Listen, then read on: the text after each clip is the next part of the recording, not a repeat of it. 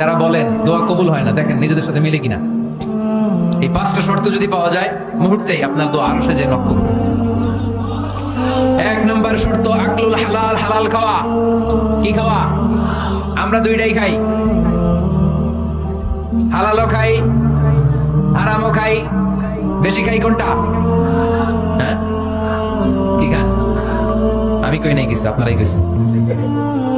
নিজের উত্তরে নিজে ধরা না। হারাম খেলে তো দোয়া কবুল হয় না। লা ইয়াদখুলুল জান্নাতা জাসাদুন গুযিয়া বিল হারাম। ওই দেহ কখনো জান্নাতে যায় না যে দেহ হারাম খেয়ে বর্ধিত হয়েছে। কেন দোয়া কবুল হয় না? মিলিয়ে নেন নিজের জীবনের সাথে, জাস্ট একটু মিলিয়ে নেন, খেয়াল করেন। আকলুল হালাল এক নম্বর শর্ত। ইউর ইনকাম শুড বি হালাল, ইউর ফুড শুড বি হালাল, ইউর ড্রিঙ্ক শুড বি হালাল, ইউর ফ্ল্যাট শুড বি হালাল, your bank balance should be হালাল। চিল্লায় বলেন ঠিক কিনা?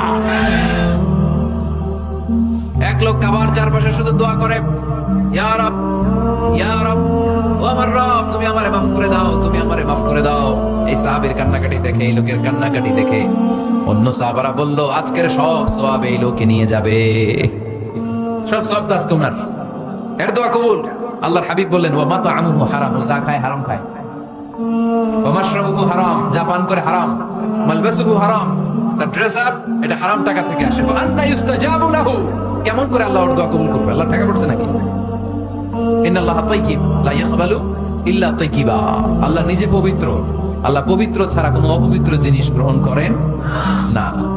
জিহাদের ময়দানে একজন সাহাবী ছিল, সর্বপ্রথম তীর মেরেছিল। নাম কি বলতে পারবে?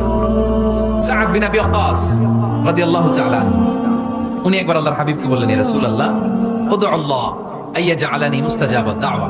ও নবী, আপনি তো দোয়া করলে কবুল হয়, আপনি একটু আমার জন্য দোয়া করেন, আল্লাহ যেন আমারে মুস্তাজাবুদ দাওয়া বানিয়ে দেয়।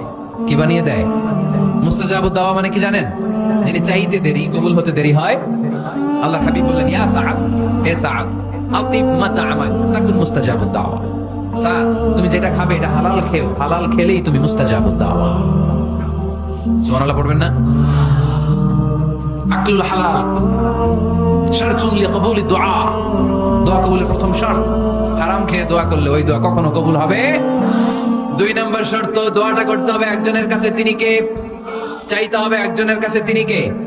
মসজিদে যে আল্লাহর কাছে চাইলেন, দরবারে যে বাবার কাছে চাইলেন, দোয়া কবুল কবুল হবে? হবে। চাইতে হবে একজনের কাছে, তিনি কে? অন্য কোথাও যেন আমরা না চাই। মাজারে যে যাওয়া যায় না, মাজার জিয়ারতের জন্য যাবেন, যে সালাম দিবেন, নিজের জন্য দোয়া করবেন, কবরে শুয়ে থাকা লোকটার জন্য দোয়া করবেন। ওখানে কিছু চাওয়া যাবে? চাইবেন কার কাছে? দুইটা গেল শর্ত। তিন নাম্বার, ইয়াকিন থাকতে হবে যে আমার দোয়াটা কবুল হচ্ছে।